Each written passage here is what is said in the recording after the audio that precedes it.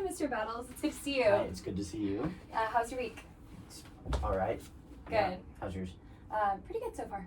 Good. Yeah. So Micah, over the past few sessions, he's been showing some significant progress. At home, I'd like you to keep working on the things I told you to last week. And continue emailing his teacher for those weekly reports just so that I can be looking at those and you can keep seeing what's going on. Absolutely. Yeah. Well, thank you very much. Of course. There is something that I wanted to discuss with you. The more time that I spend with Micah over these past few sessions, I've been noticing that some of his tendencies are sticking out to me. Especially as I've been looking over his weekly reports. There are things that his teacher noticed, and I'm noticing the same things. And I think that him being not in the structured environment that I see him in, that you may miss some of these things at home. So I know this may come as a shock to you, but I think that some of these tendencies and these outbursts, they're common with children on the spectrum for autism. Just these mannerisms that I've become familiar with in my other patients. I don't think my son has autism. I mean, I live with him every day. You'd think I would probably notice that at some point. So I think maybe you may want to just ignore that and just keep moving on with the other stuff. I understand that this is shocking. I'd like to share some things with you that I see with Micah. Because he's so comfortable with you, you may not see them at home. So can I share those things with you that I've been noticing? Sure, whatever. Okay. You do know him so deeply and he's so comfortable at home. So these are some of the things that I've been noticing. Let's see. Micah avoids eye contact when I speak with him. It's usually a struggle to get him to look me in the eyes. He tends to rock himself slightly when he talks. He's hyper aware of these background noises that I hardly notice when we're speaking.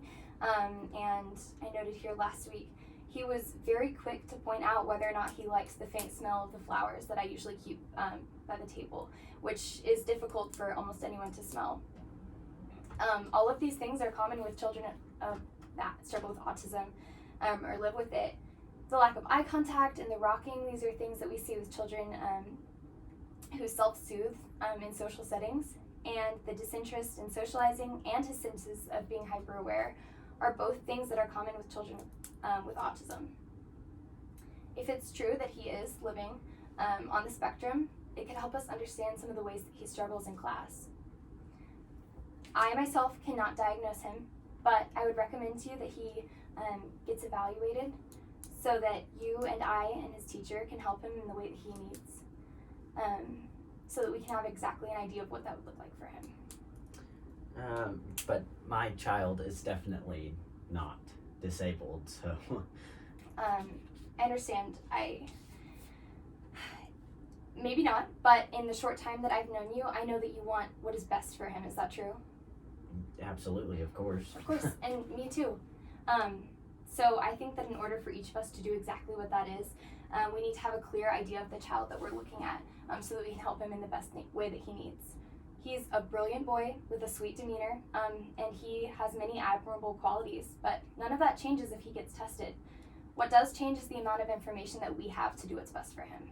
Yeah, but I don't think I want him to get tested. I don't have insurance, and so if, I do get him tested, that's just an extra cost for it, and I don't think I want to do that. And the only reason that I did this counseling was because I knew that he had some behavior issues that we were trying to fix, and so I think all of this is just extra that we don't really need right now. So look, you're a good parent for noticing a pattern and wanting to sort it out. I see that. But now I'm telling you as the counselor that you entrusted your son to, that if you're correct in assuming your son's behavior is merely that and not a symptom of a larger issue, then having him evaluated will be nothing more than a confirmation. But if you're incorrect and you choose not to have him tested, his individual and social needs will be severely impacted and they won't be met in a classroom setting, which will have an impact on his mental well-being going forward. I understand how difficult this is. I want to make this process as simple as I can for you and Micah both. Here's a list of the facilities that I recommend to have Micah tested. This one is the one that we're attending here, but this has a better behavioral specialist. I know her personally. I'd be glad to give her a call, and she is truly the best in her field around here. In the meantime, I'm going to give you some homework, and it's easy. Sleep in Micah's room for a night. Notice any smells, any sounds. Can you hear the TV from the living room? Is the blanket scratchy? Even if Micah isn't on the spectrum, he's hyper aware of things like that. They could be causing him to lose sleep. And just like us adults, if a child loses sleep, it's difficult for them to keep in their emotions. So that could explain some of the behavioral issues in class. And then also contact his teacher. Let him know that Micah may need some sensory breaks.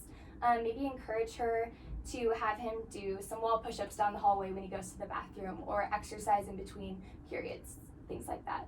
So, and if they don't work, no harm done. Do you have any questions? Well, none that I can think of right now. Okay. In the meantime, just keep loving him the way that you do. You have a very happy boy who just has a lot going on inside.